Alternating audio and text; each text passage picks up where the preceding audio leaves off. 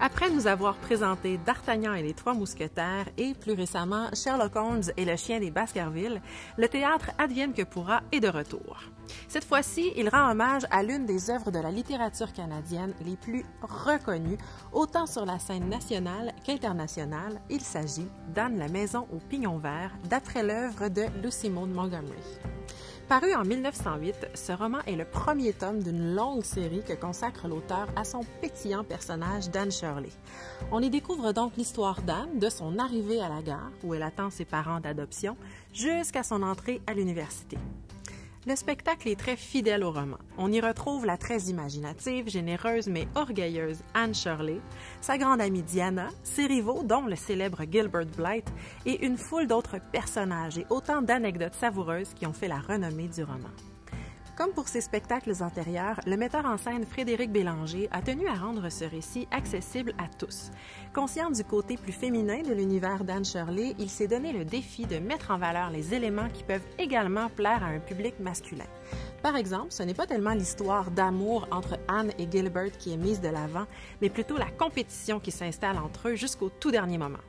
De plus, les personnages masculins apportent une grande touche d'humour et d'action tout au long du spectacle.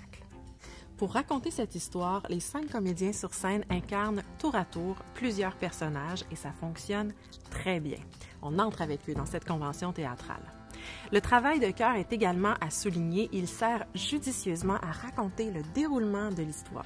Pour fêter ce premier jour de vacances, je t'invite à prendre le thé. C'est tellement distingué. Prendre le thé. Comment va ta mère? Elle se porte très bien. Et Marilla? Oh, elle se porte très bien. Nice!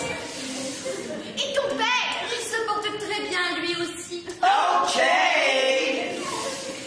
Et Mathieu? Oh, il surveille son champ de patates. Marvelous!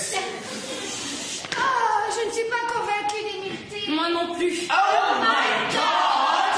Tu veux du sirop de framboise? Oui. Fantastic!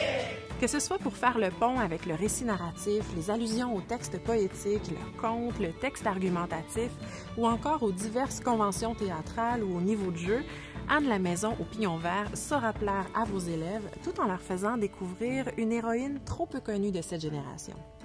Voici un spectacle où l'on ose être passionnel, débridé, un peu cruel parfois, un spectacle qui explore les tourments de l'adolescence mais qui réclame surtout la quête d'absolu et la nécessité d'interroger le sens de l'existence, de l'amour et du rapport à l'autre.